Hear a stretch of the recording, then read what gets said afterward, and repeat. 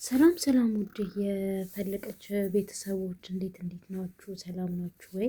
እግዚአብሔር ይመስገን እኔ ጋር ሁሉ መልካም ሁሉ በጎ ነው። እናንተ ጋርስ እንዴት ነው እላችኋለሁ።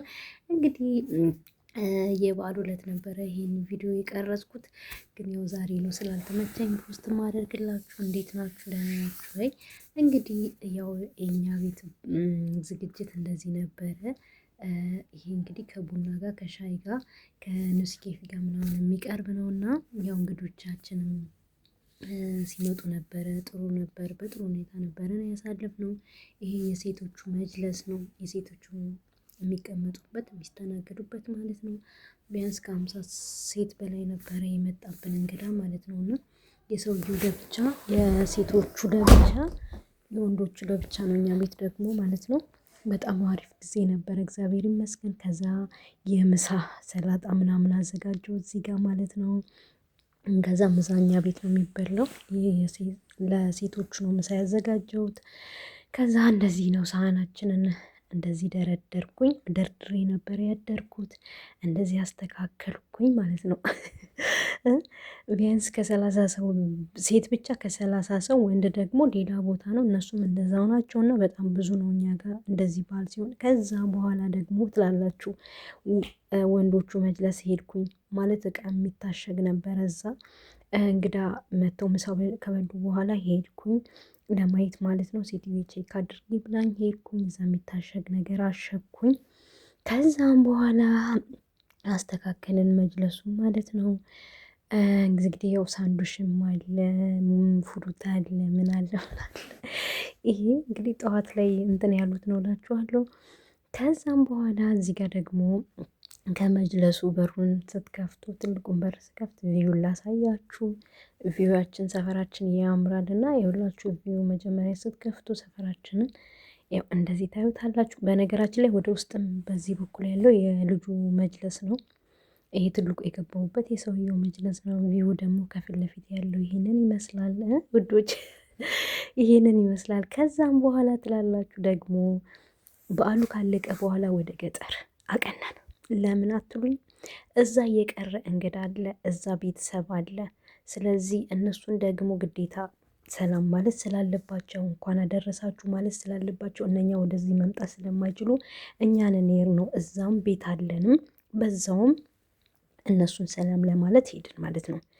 ከዛ እየሄድን ይሄ ሰፈራችን ስወጣ ነው እንትን ያደረጉት። እየሄድን ምን እንደሆነ ብታቁ ሹፌራችን አዲስ ነው እና አንዴ ብቻ ነው የሄደው። የ2 ሰዓት ተኩል መንገድ ነው የምንጓዘው ወደዛ ለመሄድ ለመድረስ ማለት ነው። ከዛ እሺ አውቀዋለሁ ብሎ ሎኬሽን አይሳሳትም፣ ሎኬሽን ተሳሳተ። ከዛ ስንዞር የማናቀው ሰፈር፣ ኧረ የማናቀው ሰፈር ነው ብለን ብንናገርም ልጁ አውቃለሁ አለ። ከዛ በኋላ ስንሄድ እኛም ስንሄድ የማናቀው ማለት ነው። ከዛ ስንዞር ማታ አንገባም ሎኬሽን። እዚህ ሀገር ደግሞ አንዴ ሎኬሽን ከተሳሳታችሁ እንደዚህ ከባድ ነው።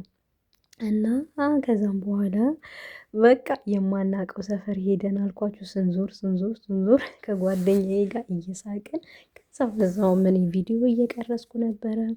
የሄድንበት ሰፈር በጣም ዋው አንደኛ ነበር። በጣም ነው የሚያምረው። ልክ የእንዴት ነው ኢትዮጵያ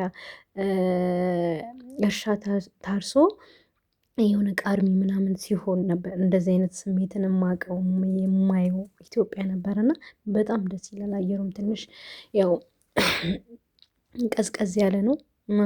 ያው ሙቀትም አልነበረው፣ ቀዝቀዝ ያለ ነው እላችኋለሁ። ቦታው በጣም ነው የሚያምረው። እንኳንም መንገዱ ተቀየረ፣ እንኳንም ሎኬሽኑ ጠፋ ብለን እኔና ጓደኛዬ ያላየውንን እያየን ስንጓዝ ነበር። ከዛም በኋላ ሰውየው ከእንደገና ሎኬሽን አስተካክሎ ልኮለት እነሱ ቀድመውን ገቡ። እኛ ስንዞር ማታ ገባን ማለት ነው። ቀድመን መግባት ነበረብን። ከዛም በኋላ እኛ ጉዟችንን እንደዚህ ያደረግን ማለት ነው። ከዛም በኋላ የማናውቀው ሰፈር ሄደን ከዛም በኋላ ያው ለነገሩ እዚህ ሀገር ምንም ነገር የሚያስፈራው ነገር የለም፣ በነፃነት ነው። ምንም የሚመጣ ነገር የለም ማለት ነው። ከዛም በኋላ እየተጓዝን ከጓደኛዬ ጋር ከዛ ወርደንም በቃ አንዳንድ ነገሮችን እንትን እያልን ከዛም በኋላ ያው መንገዳችንን አቀናም ማለት ነው ውዶችዬ። እንግዲህ ለእናንተ ላሳያችሁ ብዬ ነው። እንግዲህ አበረታቱኝ፣ ላይክ ሰብስክራይብም አድርጉኝ። በአዳዲስ ስራዎች ደግሞ እመጣለሁ ብዬ አስባለሁ እንደ እግዚአብሔር ፍቃድ። የሁሉንም እግዚአብሔር ሲፈቅድ ነው። እንግዲህ ታውቃላችሁ የበፊት ቻናል ገነት ኤንድ ፈለቀች ኤንድ ገነት የሚለውን የዩቱብ ቻናል ባን አድርገውብኛል ማለት ነው። እንግዲህ በአዲስ ነው የመጣሁት። እንግዲህ እዚህ ጋር ደግሞ ሹፌሩ እየደረስን ነው ወደ ሰፈራችን፣ ወደ ድሮ ቤታችን ማለት ነው። እና እንደ 20 ደቂቃ ይቀረናል። ከዛ በቃ በጣም ነበር የሚያምነው እዚህ ጋር በጣም።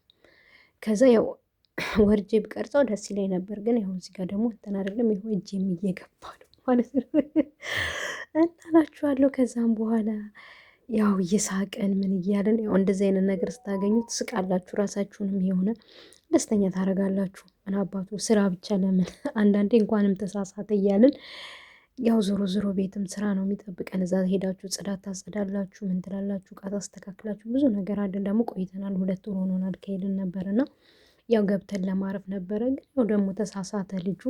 ከዛ መጨረሻ ላይ ይኸው እንደዚህ እየተጓዝን ቤታችን እንግዲህ